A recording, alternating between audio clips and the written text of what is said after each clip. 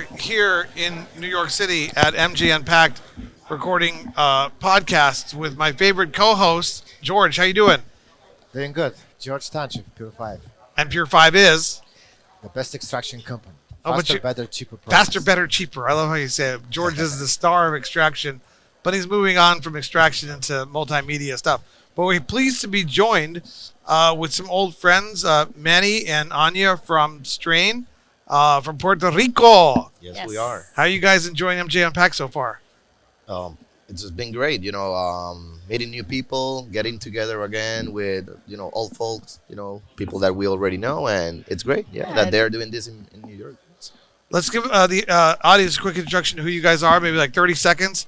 Each of you guys, like first name, last name, kind of, Yeah. data points, and then we're going to get into more about your product and all that stuff. Sounds good.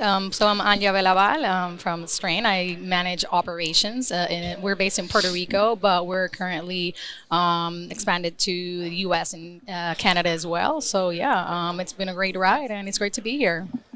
Yeah, I'm Manny Ramirez. I'm the CEO at Strain, and I'm also from Puerto Rico. And as Anja mentioned, yeah, we are basically expanding our technology company into multiple markets right now, and yeah, great to be here.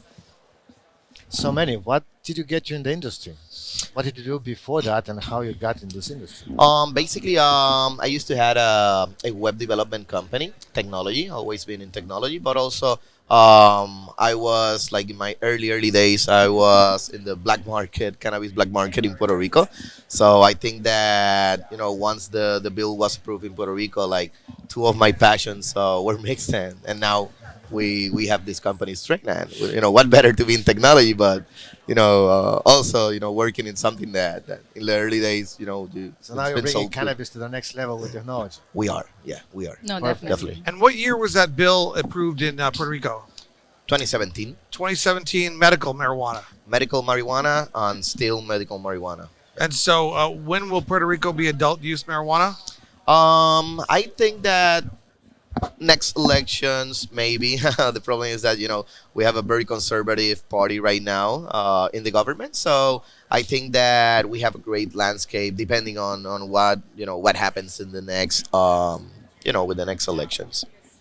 That would be 20 this year, It will be next year actually. 23. So you see Puerto Rico legalizing. That'll be interesting, like adult use, adult choice. The thing is that even though Puerto Rico it's a medical market, most people Yeah. most We call it quasi medical Yeah. because it's fairly easy to get your medical card.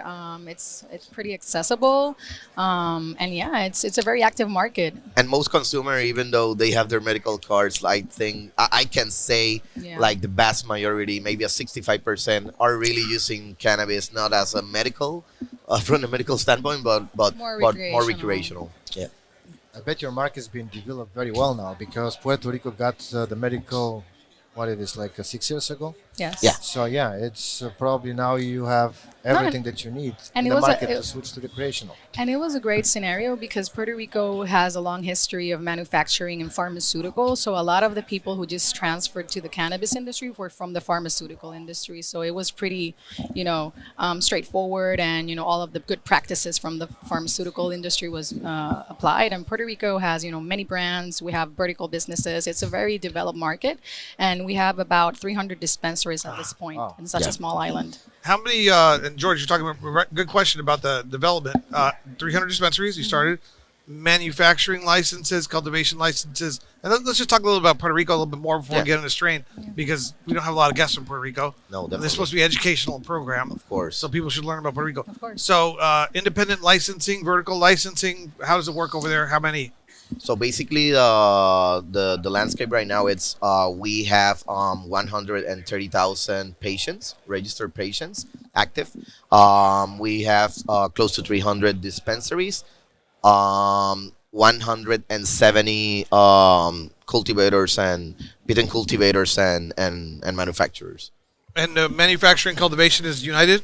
Not really. If you have a vertical license, then you have both. But no, they are separate. Yeah.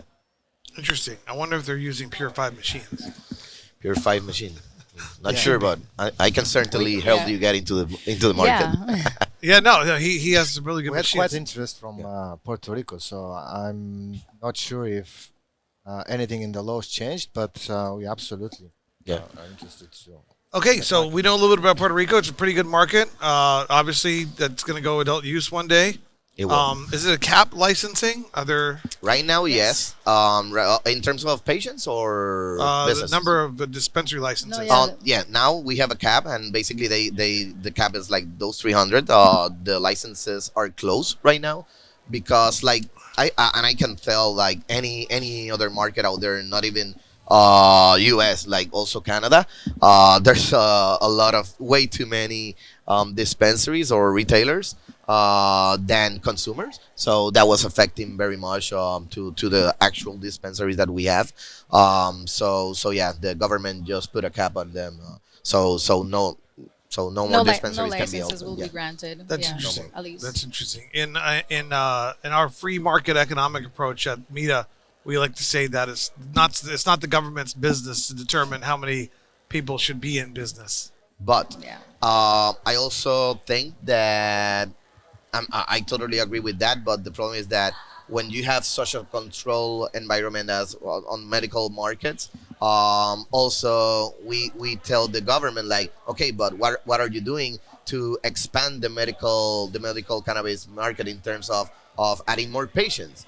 Right. So how do we spread awareness? How do we get all those people like seniors that the dispensary cannot reach to them because of I don't know if they live in a home in a home that receive federal money, the dispensary cannot go there to sign up patients or deliver products to them. So government, we tell the government that they have to keep pushing the medical cannabis licenses or Yep. market and awareness, but on the other side we cannot tell them like, hey, don't define the business landscape, or don't put a cap to the dispensary licenses, because in the end then we have no patience. So what will happen is that what's happening right now, there are store closing operations and all that, and Prices, I like think the that prices, they're competing so oh, hard. They're yeah, dropping prices and there's a price war right now. yeah.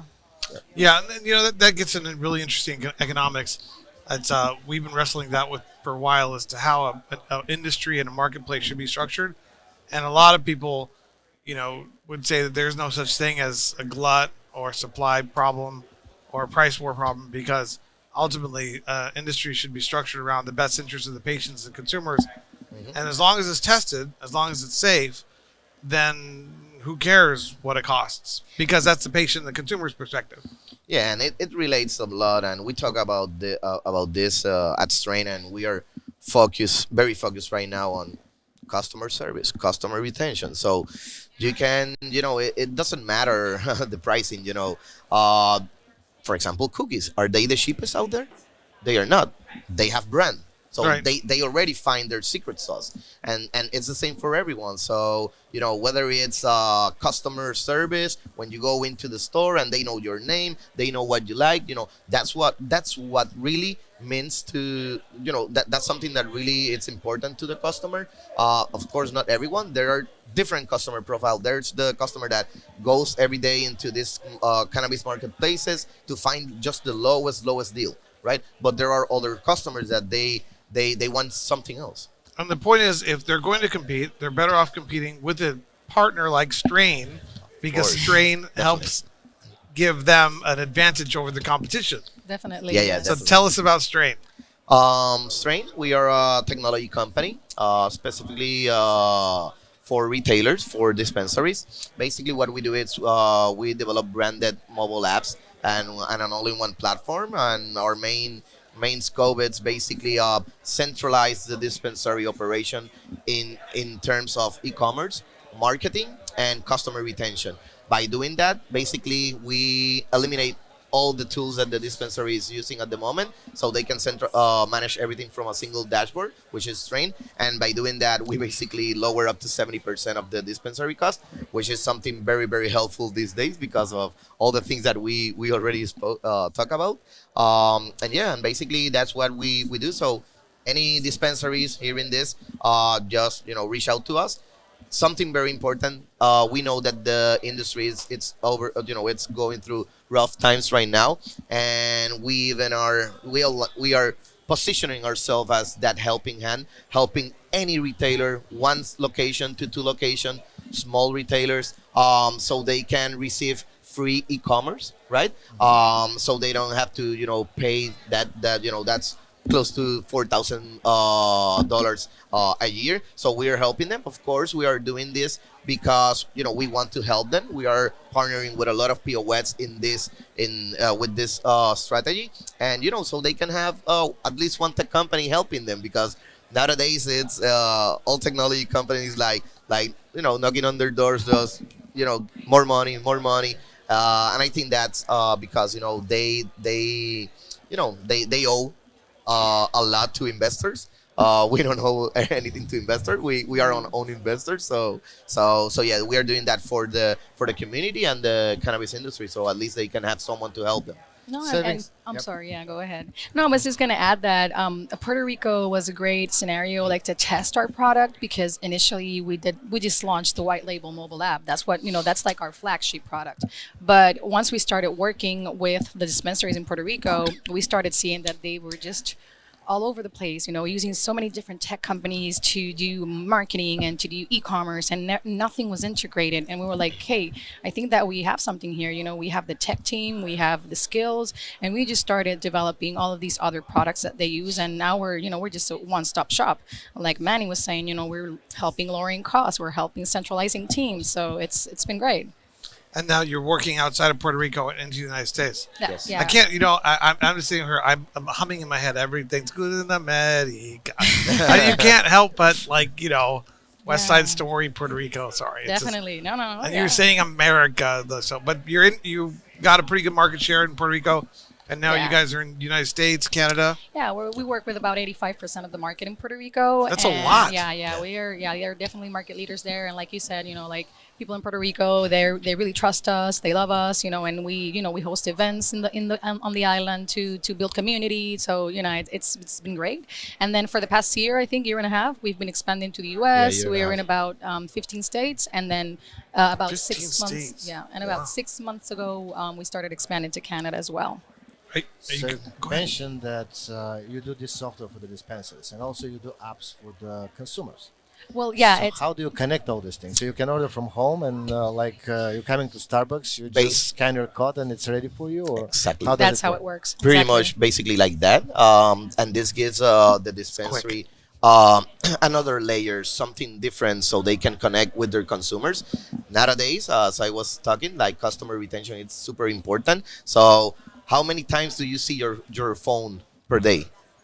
I, So when you take out your phone, All day long. you know, and I that's the keep thing. looking at. Yeah. And He sleeps with everybody his phone. I've seen it. and everybody is the same. So every time you take out your phone and you will call someone or do whatever, you will see that dispensary icon with their brand. So your consumer, your customer doesn't even have to go online or think about going anywhere. No, Oh, yeah. oh, I have here the app, right? So I click on that app and I'm buying. So that's even three times faster than going into an e-commerce site to buy your cannabis. Oh yeah, absolutely. It's So very convenient. too. What percentage of dispensaries in the United States and Canada and Puerto Rico combined have their own app right now? Something like this. Well, right now we It have. seems like everybody should. Everybody should have this. Oh yeah, 100%. So Well, you have competition. They do it themselves. and What's let happening? me tell you, the mobile app is not for like for all retailers, for all dispensary, and this is very important. And that's what we came with this free e-commerce, because there are, when you open a dispensary, you don't have customers, right? So and if you don't have customers, why you will build your own app? So to attract customers, you are just building that customer base, and for that we have other things. So we are not we run our business in a very honest way, because we are not just selling our mobile app to everyone, because we know that won't work, because we sell you a mobile app, you have only 200 customers in your customer base, that's very low. You won't have you won't have good numbers. So we give you something for free first, and then we go, we go through your, through your expansion and helping you through all that process as well. So and then we sell you the mobile app in the Yeah, end at when it's a fit. yeah, at the end, the mobile app is a retention tool. So the retailer needs something to stay connected to their customers or their patients, because it's been very tough. Manny was mentioning about all the federal restrictions, and this applies to a lot of the marketing strategies that any other company uses. So dispensaries or retailers are really like trying to find solutions because they're not really able to market themselves. So the app, it just gives them a way to just stay connected to their customers. Text messaging, that doesn't can't work text anymore in message. the I in have the so many cannabis industry. questions after you said all these things because when you build this market and you work with all the dispensaries, you have 85% of the market. And then you're gonna have this situation with competition, Yeah. and you have to resolve it. And because you said you have like 300 dispensaries and 130,000 cards, Mhm. that roughly makes about 500 cards per dispensary. But you have 85% of the market, so you have multiple dispensaries, and the customer probably can order from a competition as well. Is Yeah. that a problem, or you found a solution to that too? Not really, because as we were discussing previously, like, it's an open market, and you build your own, customer base. So, having your mobile app, it's a way to connect with your customers, but also attract new customers. So, it's an open market, and I don't think, it's like any other So they see marketplace out every there. dispensary they can buy from any dispensary. No, because every because product. because the app is exclusive to that dispensary. So we Exactly. build an app for each dispensary, and they have their customer base there, and we're Okay. connected to their POS. So you already resolved that. Yeah. So are you guys collecting the data as well? Does that stay with your company? You guys have that data? Yes, all we those have. different- Yeah, we have a lot of You must have data. the data of all the Yeah. medical. Yeah, Yeah, of course. We yeah. have a lot of Patients in data. Puerto Yes. Rico. Yeah, we have a lot of data. But yeah, we don't sell data. We have done previously for the Puerto Rican market. Of course, we have done things with different entities. But yeah, basically what we disclose is data for consumption data specifically. Yeah. Interesting. I wonder. I'm always thinking about Weed Maps. Does Weed Maps do something like this? They don't do like. No, I don't think so. I've never. I should at introduce least my friend at Weed Maps. Yeah, we have met them. Seems like you guys should have a natural partnership there. Yes, they offer customer acquisition channels. We focus more on customer retention channels and promoting dispensaries to have their own space so they can keep growing that customer base, because in Widmats, it's like you were Like you mentioning, were mentioning. like everybody can go in there and yes, view your dispensary, but also view other dispensaries nearby. Yeah. So yeah. That's absolutely amazing. But you're also a writer. You have a magazine or something. No. We write blogs. We are and we collaborate with with a lot of with the magazines. magazines in Puerto Rico. We have two main Yeah. cannabis magazines in Puerto Rico, Yeah. and we collaborate. We write for them. Okay, yes, for some about reason I thought tech. you were a publisher or something. No, actually, we are here with one of those publishers in Puerto Rico. Yeah. It's called Jaime, and he's from Sense Magazine. Okay. So yeah, I'll introduce you to him later. You must be noticing there's a lot of New Jersey and New York retail people around. Oh yeah. I met a whole bunch of them already. I met so many, even Latinos. One from Dominican Republic, Happy Monkey, last night. And it was great, So- because. So this is a good conference for you guys to be at. Oh no, definitely. Definitely. And it's an emerging market right now. It's starting, and I think it's the best time right now. And events like this, and it's great for us because we can connect with new people from this industry, and also get together again with people that we already know that can reconnecting. connect us with more dispensaries, and definitely that's very important. We'll definitely have to come out and visit you guys in Puerto Rico. It's been years Yeah. since You I've have been to. there. Remember, Yeah. we have. Yeah, go ahead. No, I was telling your team that we have a golf tournament every year. Yeah, when is that golf every tournament again? March, in March, it just passed this one, but every March we throw an annual golf tournament, and it's a great event. The industry loves it. It's actually, I think, the only event right now in the industry focused on C-level members of the community. Yeah, executives. Because a lot of the events in Puerto Rico are patient focused, like education, and that's great. But there's also a space to build community, within our the industry members. So how do people find out about the golf tournament, about Strain, about you guys? How's the LinkedIn, emails, Yep. Yeah. websites? There you Yeah, our website is switchtostrain.com. Switchtostrain.com. Switch to strain.com. Yes, switchtostrain.com. On if they want to know more about the golf, just reach out to us, either Anja Belaval on LinkedIn or Manny Ramirez on LinkedIn as well. Yeah, and social media, just the Strain app and the on Strain app.